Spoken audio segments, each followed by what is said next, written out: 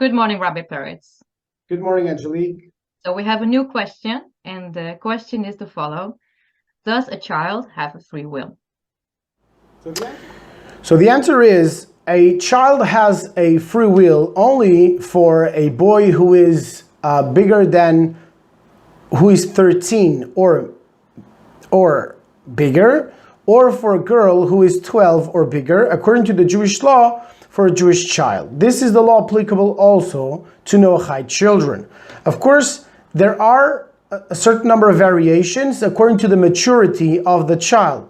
If the girl shows signs of maturity by 12, she is considered responsible for her choices from a Torah point of view, meaning that if she steals, for example, the money of a friend or the phone of a friend, she is, according to Torah law, responsible for her action.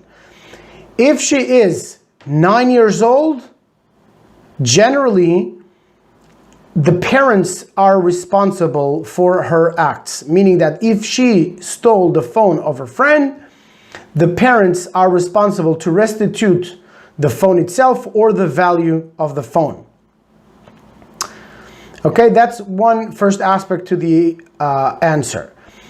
A second aspect is, if the parents are still involved in idolatry, in any kind of idolatry, whether in Europe or Asia or any other part of the world, does the child has a real free choice in that context?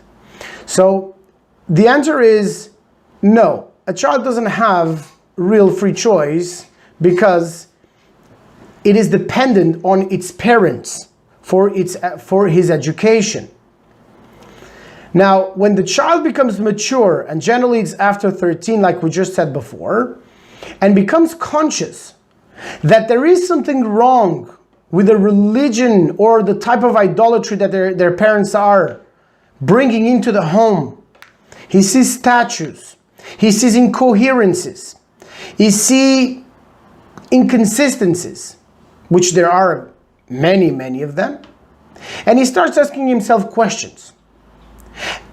He has to be exposed to the knowledge of the Torah in order to come to have a free choice by continuing that which he received throughout his education or choosing to follow the Torah way.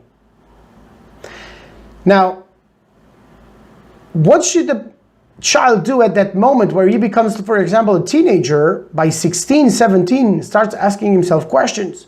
What should he do if he realizes that Christianity is made up by men and it is nothing have to do with Hashem, and the person wants to do what's right and wants to have a life full of blessings and authenticity? What should he do? Should he confront his parents? Should he choose his own path without making too much of a rash around him? Well, that will depend on the personality of the child. Some children are more frontal, some children are more careful. So my advice is that the child will pursue, the teenager will pursue the right knowledge, the right references to reinforce his security in his knowledge, and not to confront his parents in a frontal way, but to share his new acquired knowledge with his parents in a intellectual way, not in a way that is connected to faith, which is irrational, and there can be no discussion in an irrational platform.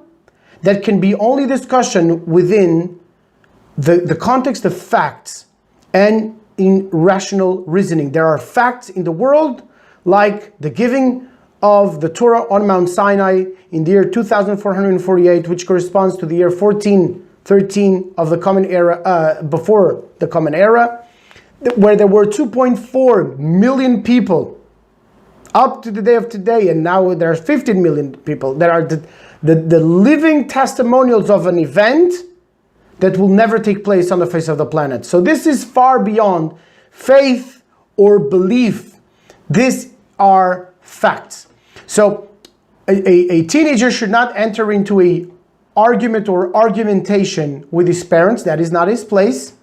A child needs to receive proper context for living from his parents, and he should not enter into any conflict with his parents. Now, by the same token, he should not, from the moment that he understands that Christianity, for example, is idol worship, he should not go to a church or celebrate Christmas if there are some statues, or to use any books like the New Testament, or pray in any books of the liturgy, of the Christian liturgy, which are considered as an abomination to Hashem.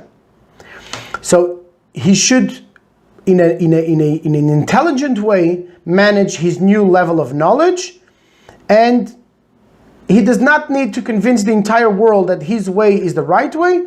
He should do things in an intelligent way, in a factual way, and progress in his life. Okay, thank you for your answer. Shabbat shalom. Shabbat shalom, Mevorach, Angelique.